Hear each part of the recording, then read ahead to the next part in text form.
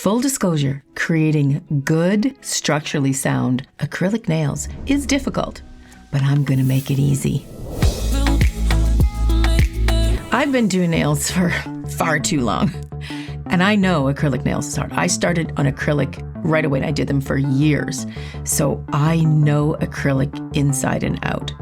If I had something like this, it would have made it easier and I would have learned the learning curve much quicker. But we have that now. What is this? It's Slow Curing Monomer. When I first started, we just had fast. We had a trouble learning. We made a lot of really bad nails. But with Slow Monomer, it slows everything down. And that's why acrylic can trip you up when you're learning, because it cures so fast. Why is acrylic so great? It's great because of all the nails we have available to us today, acrylic is the strongest, and it's very easy to customize it to each individual client. That's why it is the elite of all products. But let me show you how we can learn how to do it much, much easier with a slow monomer. And the reason why I can say that's important is because we're going to put everything like in a slow motion. That's going to help us learn. So you've got everything laid out on your table. Just lay everything out so you have it at your fingertips when you need it. So we're going to start with this handy little fake nail. And the reason why I'm going to highly suggest when you're learning any product, learn it on a fake nail first. A piece of paper, a piece of plastic that you can peel, anything that is not human, okay, or an animal. Don't use it at all. We want to use it on this first because creating nails is all about learning the technique before we take it to somebody. Because even then we're going to mess up. It's very different working on people, but we want to know how to work the product first. So we've got our little fake finger all ready to go. Nobody's going to get hurt. And we're going to start buffing it. We're going to treat this like a natural nail. I mean, these aren't really like natural nails, but it's really a great thing to work on than doing a human, because when a human is involved, it gets cured on there and then we have to take it off. This is just a tip. We don't have to take it off. And it can be painstaking to take it off. Okay, so we're going to start with your medium file. The reason why a medium file is important, it's anywhere around a 180 to a 150. And the reason why that's important is because we don't want to take a strong grit to that delicate natural nail. The idea is we want to buff the surface of the natural nail, removing the shine and roughing it a little bit, like when you paint a wall. Okay, the area we're going to focus on, see this little lip here? We're going to pretend that area is the proximal nail fold. Normally we call it the cuticle, but we're diving in deeper. It's called the proximal nail fold. We're going to pretend that is your finger part, and we don't want to touch that. So we're going to buff up to that. So what I do sometimes to do that cautiously, I'll take this round end and I will buff up to it like this and gently push it back at the same time. See how I'm doing that?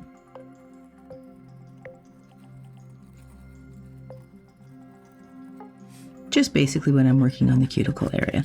Then I can take the whole file and go gently over top. I find these plastic fingers, you actually have to buff it a little more than you do a real natural nail. So let me go at this and get rid of the shine that this fake thing has.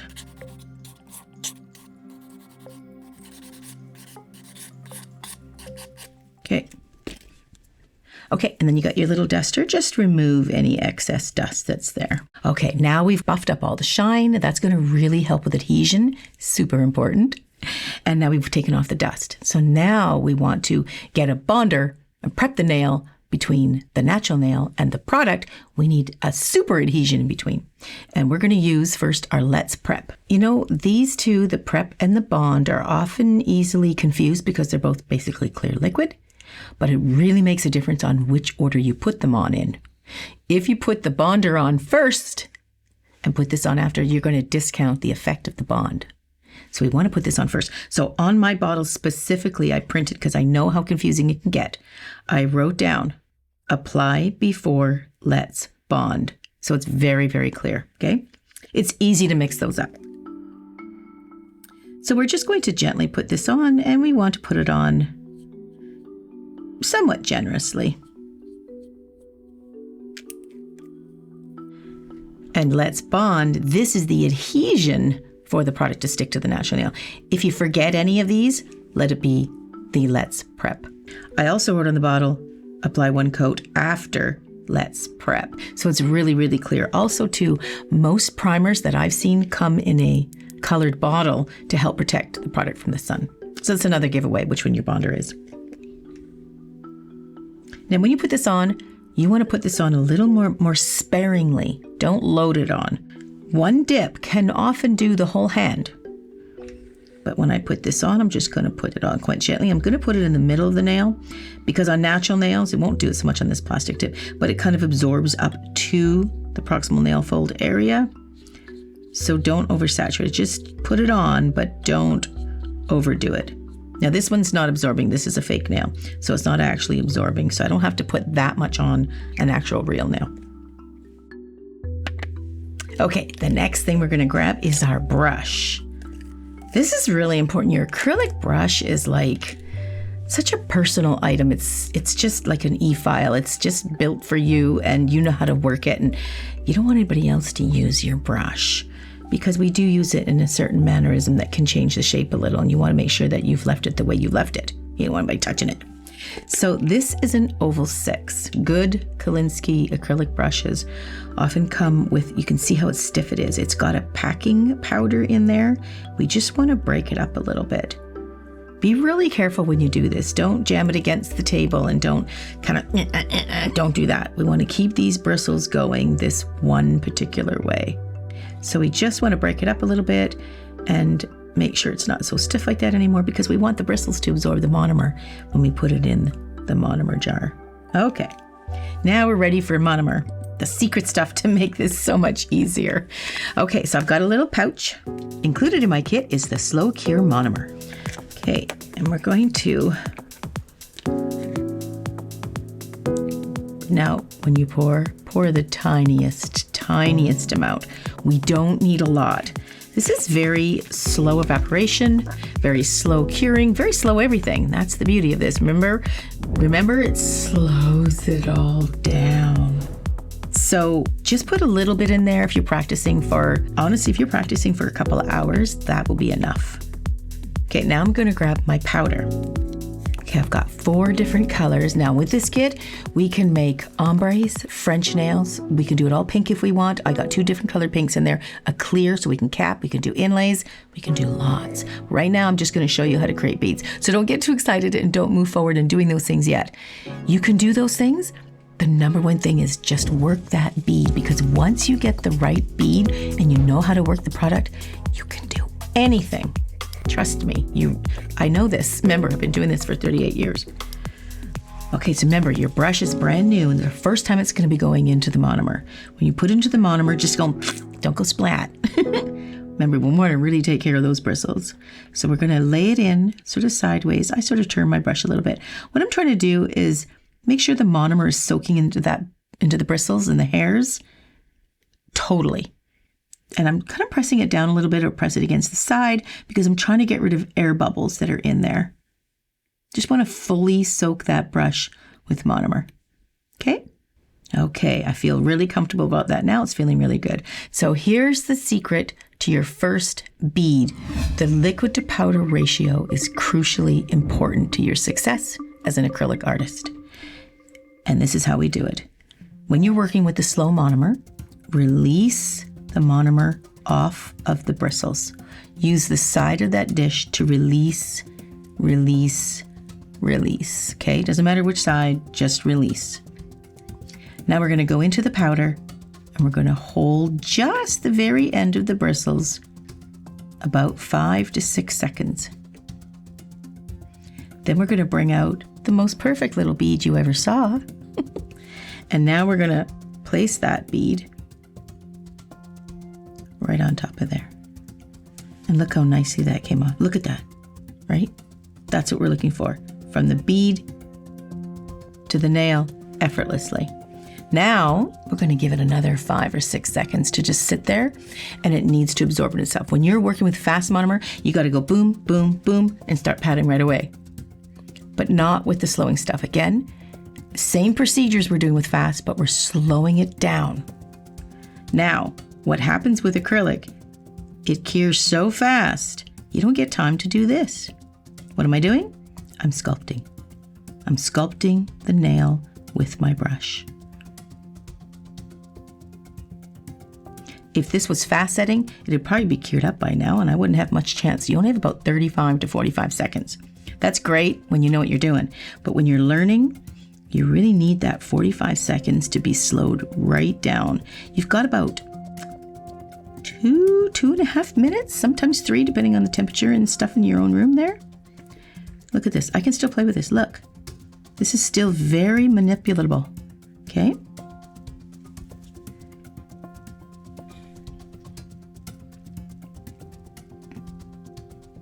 Look at that. Now I'm just learning how to smooth it. Notice I'm not taking any product away. Notice how I'm not working it and swiping it away. See that? No. We don't want to do that. With fast or slow set, when you get your bead on there, you want to work with the bead that you put on there. Don't remove it. That's just a waste of product. I see that technique quite a bit. And wiping away acrylic product, you don't want to build a nail like that because you're using 3 times more product than you need to. You don't want to have a ton of product left on this pad here, on your little paper towel. You don't want any product on there. You want it all on the nail. See, we're still manipulating this. I don't know how many seconds it's been because I could talk like crazy, but I would say it's been at least a minute, maybe a minute and a half, and I'm still able to move this product quite easily. So I'm gonna put it back on here again. And we're gonna keep playing with it until we just can't move it. See how smooth that is? See how I'm smoothing that out? I'm learning that technique, how to smooth that out. And I'm learning about how I can get it toward the cuticle. So the next bead, we'll try to go a little closer to the cuticle. See that? I'm still manipulating that bead, look. Still movable.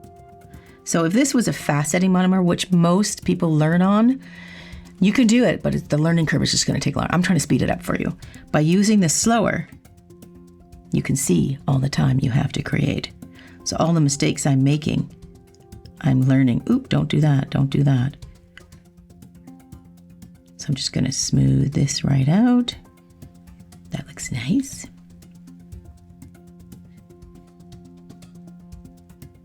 I'm just learning how to work that bead and get comfortable with that bead. I always say, learn how to do something right before you learn how to do it fast. That's why fast setting monomer is so hard to learn on, because it's forcing you to make sure you do it right before you can, because it moves so quickly. So by slowing it down, we can learn how to do it right. Then we can do it faster. I think we still have some time on this. Look. Look at that. So let's say if I put this bead down and I get it right up near the cuticle. If I let that clump cure, that's going to be horrible to get off the customer. So by learning this at this stage, I can go, ooh, that's right, it's too bulky. I don't want to have to file that all near the customer. It's too thick. It's sitting on top of the cuticle. Filing a hard substance off a person's cuticle is just looking for a ton of cuts around the cuticle. If you've ever been to a salon and you've had cuts, that could be why, because they put the product too close to the cuticle. And if they're trying to file it and they literally cut you because they're trying to file it off. Okay, so we're up to the cuticle now, but we're nice and smooth. We're not thick. That's the last thing we want our product to be. And we don't want it thick near the cuticle. But if you've ever worked with acrylic, sometimes it's hard when you're first learning with the faster stuff. It just dries before you get a chance to go, oh no, the cuticle's already dried. I can't get it off now. I can't move it. But that's what's great with this stuff. Just slows it right down. So let's make another bead. Okay, so if you want to get a bigger bead, we're going to put it in the monomer now. And we're going to tap off less monomer. Maybe just 3 times this time to get a bigger bead. We're going to lay it in that powder. 1, 2, 3, 4, 5, 6. Look at that nice little bead. And we're going to put him right there. That's about the same size, actually. I think I tapped off too much monomer. So again, we're going to let it sit for about 5 or 6 seconds. And what you can see is it kind of looks a little bit like a little bumpy. Like little tiny bumps, like an orange peel kind of thing. And if you leave it for a few seconds, it kind of smooths and gets kind of glazed over, you might say.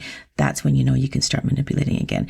Because it just needs a second to have all the powder absorb into the monomer or the monomer absorb into the powder to make the right consistency that you're looking for. So let me show you what might be a wrong consistency.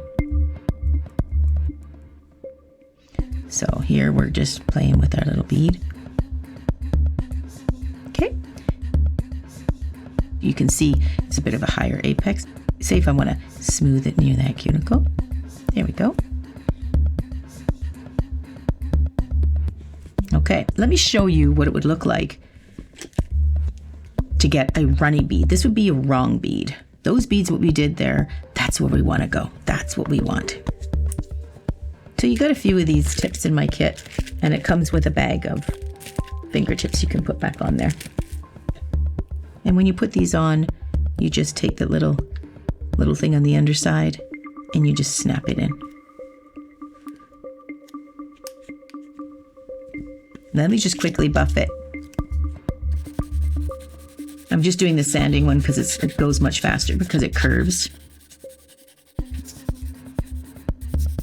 I wouldn't use this one on a person's finger.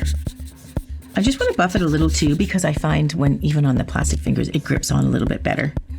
It just goes a lot faster. Okay, so here's what it looks like if you're doing a too runny of a bead.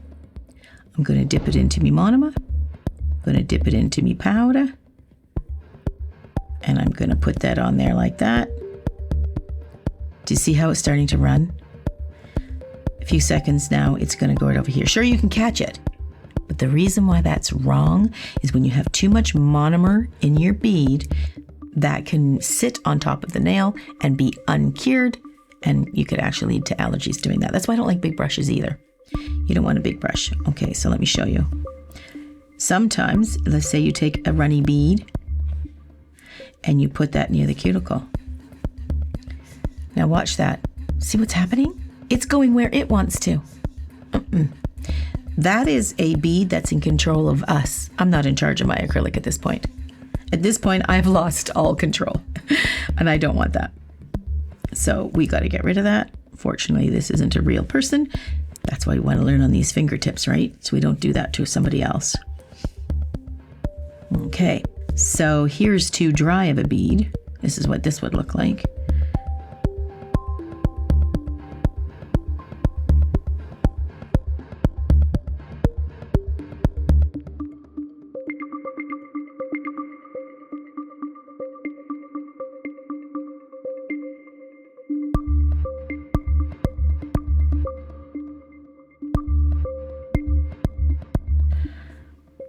See something like that? That won't even release very well. Look at all the product on my brush. That's a really dry bead, and that's not great to work with because the consistency of the liquid to powder ratio is so incorrect that you can work with this.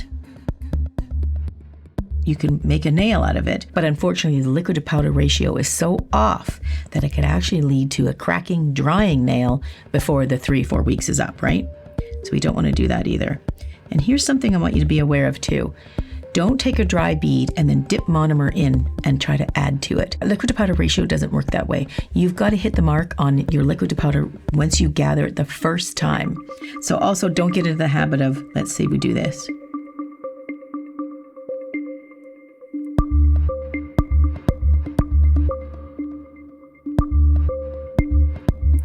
So let's say you do create the most perfect bead. Okay, there he goes. He's ready, now he's waiting. That's perfect, now you're happy. Don't take your brush and put it into the monomer and get more liquid to shape it. Once you add, you're now messing up the liquid to powder ratio, and now you've got too much monomer in that bead, and again, could lead to allergies because it's not going to cure properly, and we don't want to go there. So that's why I can't stress enough in all my videos that I'm doing acrylic. I mention it all the time, is the liquid to powder ratio is super, super important. When you're practicing your liquid to powder ratio, I think it's great if you can sit down for a couple hours, put a movie on, whatever, and practice a liquid to powder. It's not as fun, I know, of taking a bead directly and getting the new box and taking it right to a customer and a friend and whatever and start doing it. I get that. But if you practice your liquid to powder ratio beads on your own with a fake something, you'll be so much happier when you do take it to a friend. You'll be in so much more control. It'll give you the total upper edge on making acrylic nails, okay? So let's make a nice cuticle bead. Let's build a full nail and see what that looks like.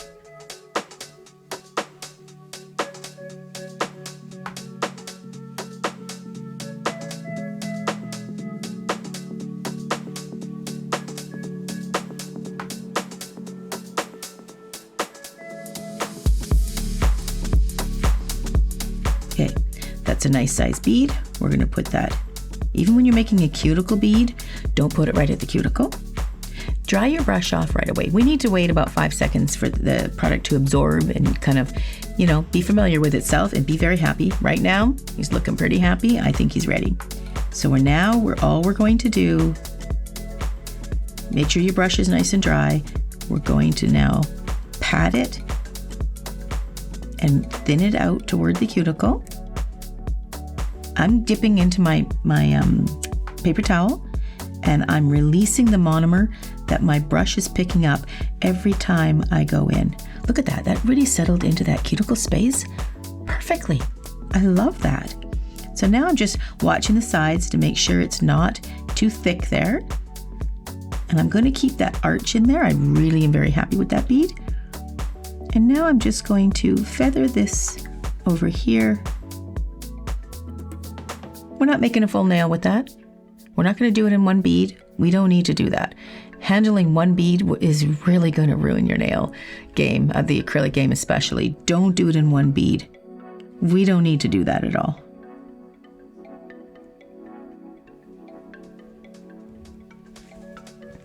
I've judged competitions and I've taught many classes and I have seen award-winning artists watch them work. I've watched them work and they never do a one bead when they're building the nail. When you do a clear cap over top, that can be handy to do a one bead. It sounds fancy, but it's not the goal. And not to say that they can't do it. They can do it. It's not necessary. It's not the goal of where you want to go. Okay, look at that. That's my cuticle bead. Me very happy with that. That looks great. Okay, so now let's do the apex bead. Or you can do the free edge bead, and you can start at the free edge. You can start at the cuticle. You can start at the center. It doesn't matter where you start, unless you're doing certain designs. If you're doing a fade, you do want to start at the free edge. I get that. But when you're building a solid nail like I'm doing, like my nails that I'm wearing here, these nails right here, I started at the cuticle and I built them out. And you can do that. I've seen that before, people commenting, why are you starting on the free edge? That's wrong. No, it's not wrong. You can start wherever you're feeling comfortable. Okay. I'm very happy with that. Okay, let's get another bead on there and let's do the free edge bead. Shake it up a little.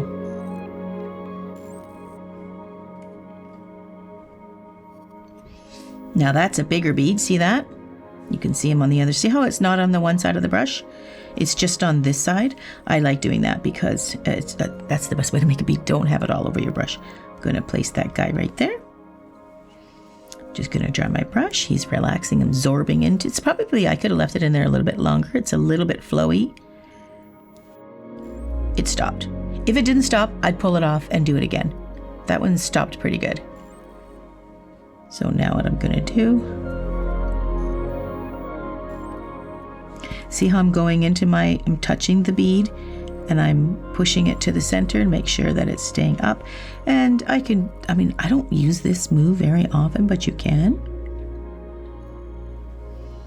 And sort of blending that bead into the other bead. That looks nice. This is pretty much, I could almost leave it. It's pretty much decided where it wants to go. Now it's still curing. It's still totally movable. Yep. But it settled right into the spots where you want it to settle, and it didn't go past. I'm happy with that. Now it's taking its little time to cure up. I've done my cuticle bead.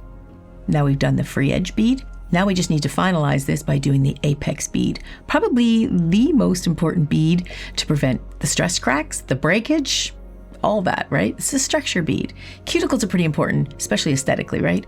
But this bead is probably the most important bead, and that is our apex bead. And the reason why I'm just making sure that this is dry before we put another bead on there, because I don't want to start shaping and pushing the previous bead out of whack. So my intention with the apex bead is to cover that apex point, the stress area, but I'm going to look at what I've done here to make sure that I know where I'm going. So when I put this bead on here, my mission is to capture this area here and this area here. In fact, you can sort of see a bit of a gap in there. I don't know if you can see that with the colors. See how that little spot is missing there? Let's check the other side. Oh yeah, look at that. This side is missing here too. So when I take that apex bead, I'm going to press it down and I'm going to flow it to the sides. Then I'm going to make sure it's as high as it needs to be. But those sides, I'm going to really capture. Let me show you how you do that.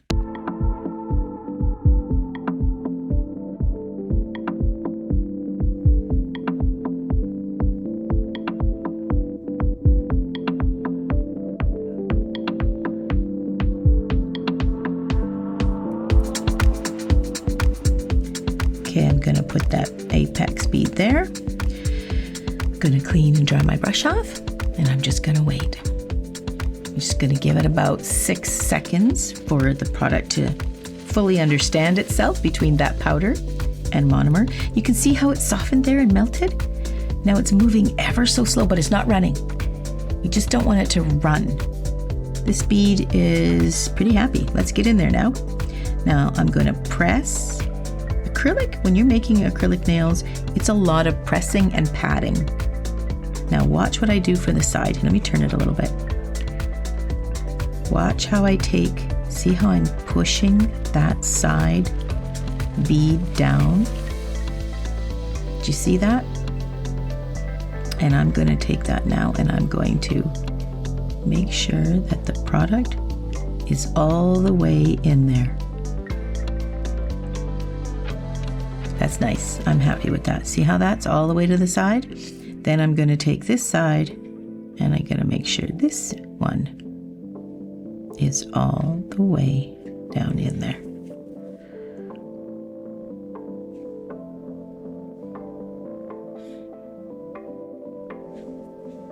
That way I can be sure that my stress bead, my apex bead, has captured that stress area.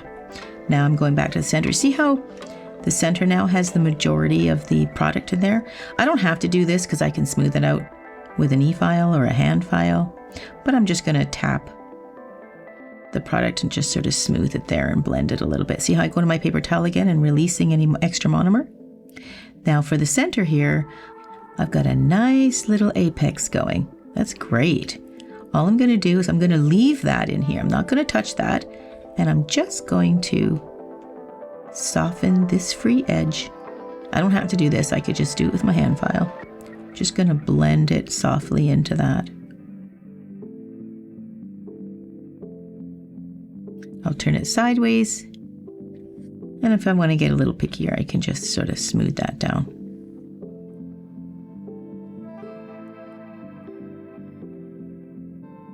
So I'm feeling pretty good about my cuticle, my free edge, and my apex. And sometimes, if you're feeling more comfortable, you can sort of take an overall bead and put another one on top just to make sure you can smooth it all over. Because sometimes when you're filing it, you might see a little dip. So putting that extra, especially when you're learning, it might make you feel better to do that because you don't want to go back. I hate going back and adding more product if I have to. So sometimes I like to put that little security bead. So let's do that together, okay? So this is going to be a bit of a bigger bead.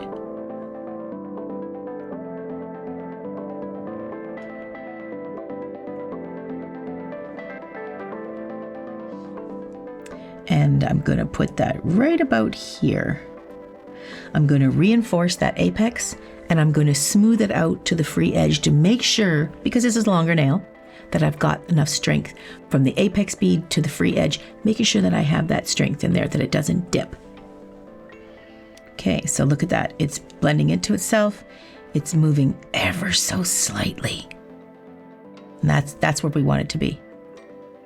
It's not running. It's not falling over itself. You're not going to be chasing this bad boy. Okay. Now I'm going to shape it.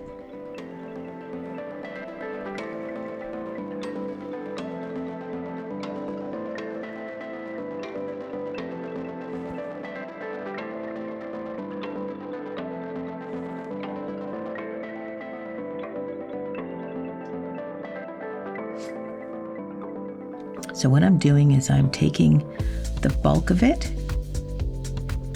and I'm creating a layer of security over top of the whole nail. You can see I'm sort of pushing the thickness down as we go, making sure that I'm filling in any little gaps that I feel might be missing. This is like a little feel-good bead. It just makes you feel like you've reinforced all the beads together and created a harmony with all your nails.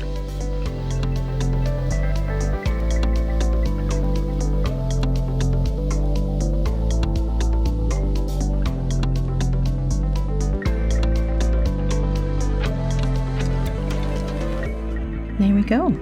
There's a happy little first nail that you just made. Now we're going to file, but before then, once it's fully cured, run it under warm water to secure it. It's almost like gel that it needs to remove that dispersion layer, and the only way to do that is to running it under warm water or removing it off with a file. The first layer is kind of gummy, but I prefer to do the water thing. It's way faster. Now, before you start filing, make sure you put your brush away, and you want to make sure there's nothing in your brush, and the best way to check that is to put it in your monomer. And then I will take it to my paper towel and I twirl it as I pull it across the paper towel. That way, any debris that's in there will come off. And I twirl it to a point to make sure I get that point.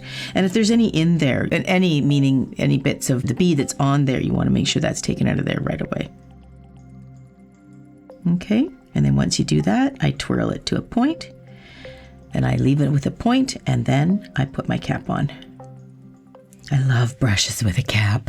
I always do that because it keeps your brush nice and soft and ready to go for the next time. And then I'll make sure I put my lid on my little monomer and put it aside for the next time I'm going to use it. And I put the lid on my powder. And with the water that's on there, I will dab off, of course, and get rid of any little water droplets before I start filing. Now, I've given you 3 files in the kit: medium, fine, and coarse. And with that, we've already used our medium to prep for the natural nail. Fine is too fine, so don't use the fine. But coarse is the one that we want to use when we're shaping our nail. And before I start filing, I'm going to wear my mask. You can also use an extraction fan if you have one. Now, when I'm filing, I will tend to shape up my shape first. I try to establish my shape, and then I file into that. You know, I might take it off the stand.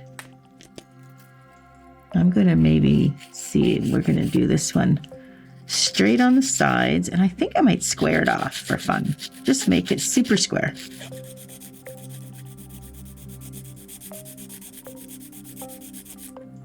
I'm actually shortening a little bit because these tips are kind of scrounged when they come in. But if I want it square, I've got to go a little bit shorter. Okay, I've determined my size and I've got the basic shape of the square on the end. And now I'm going to start filing the cuticle and the apex and the sides. My idea when I'm filing is you never know really what it's going to be like and where it's going to be that needs the filing until you actually start the filing. We have highs, bumps, and we have the low part. We want to take those bumps because they're too high, and we want to even it with the low part. We're hoping that the low parts are high enough, because if they're not, we have to add. And that's why we did that security layer that I was talking about. So we're going to buff over, and we want to do this motion with our file because we want nails aren't flat. So when I'm doing this, it looks like I'm maybe going flat, but we're going over like this. We're trying to keep a roundness to the nail. So I'm totally focusing on any points that might be low and high. And I'm going over the whole thing in that round motion.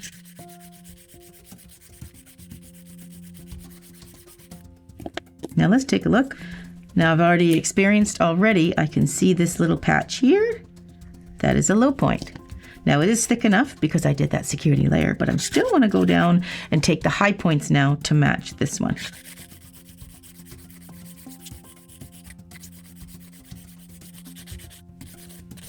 Okay, we're getting somewhere. It's looking good. In the cuticle area, when I pass by the cuticle area, I am going to do it much more gently, but I'm tilting my file into the cuticle. I'm not doing it flat. I'm sort of tilting the file into the cuticle like that. I'm exaggerating, of course, but that's how I'm going to go around the cuticle. And I'm going to do it quite gently.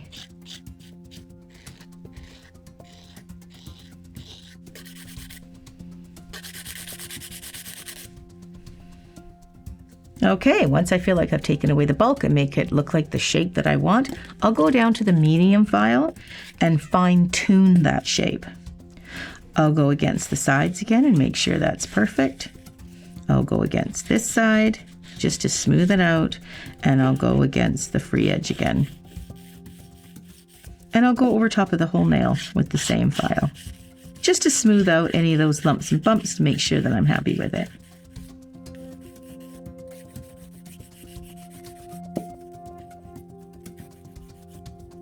And then I take my fine file, and the fine file is super important because we are trying to smooth the free edge a little bit underneath for any snags or any little catches or anything like that. We don't want that. So we just go along the side, just smoothly like that. Go along the other side.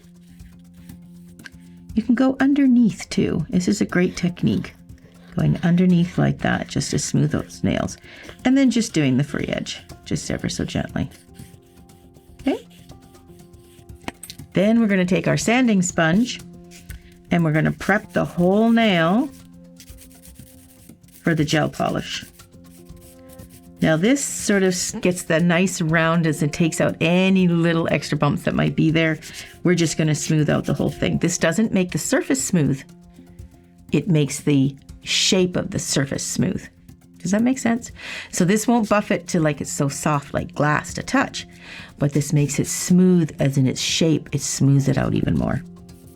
The advantage of this particular file is it's very bendy. See that? So when it is against a nail, you can see how it pushes into the nail. See that? So that's how much pressure we're putting on. We want to push it into the nail so that it bends and surrounds it. That's what gives it the nice shape. These files don't do that. I'm pressing quite hard and it won't do that. They don't bend. Okay, that's how you can take so much product off with these guys. This one is surrounding the whole nail with pressure and it makes it quite a bit smoother. Okay. Now we're going to dust off the little finger. Okay, let's get a nice little gel polish on there. In the kit, I've provided a gel polish for you to play with, and then a nice bright color so you can see exactly where you're putting your gel.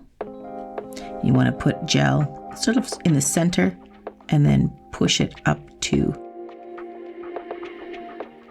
your cuticle area or proximal nail fold, and then wipe away the excess.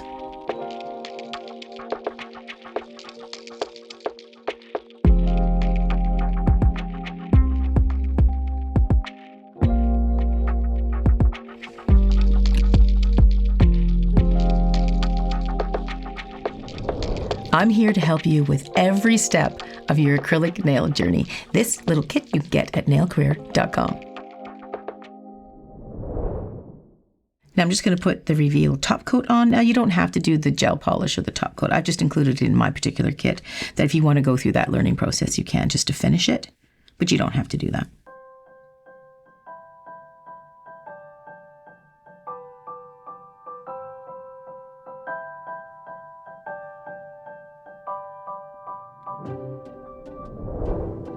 Okay, for the very last step, and you don't have to do this again because this isn't a real person, but the oil is meant for real skin, but just to show you how it's done, I'll just give you a little example. I always drop it right there at the cuticle, and then it just flows into the little crevice of the real nail, right? And I'll show you on a real nail too. Here's me thumb. I will drop it right there, and it just flows into the rest of the nail and gets right into the little crevices and takes away any of the dust and the crusties and any of the oil, natural oils that we've depleted while we're doing the job, right? We just want to be able to replenish that. And it feels really nice, and it's a great conditioning cuticle oil. And I will just kind of like rub it underneath too. So for the fake finger, again, you don't have to do it for a fake finger. I'm just showing you how we do it. And I would just rub it in there. Takes away all the crusties and the little dryness, okay? Awesome, you did your first acrylic nail. So I can't express enough. Once you get your liquid to powder ratio down and make the perfect beads, you can shape those beads into flowers, circles, hearts, anything you want. And it also is a huge advantage for doing your French, your ombres, your fades, and anything acrylic. You'll be a pro in no time. Catch you in the next video.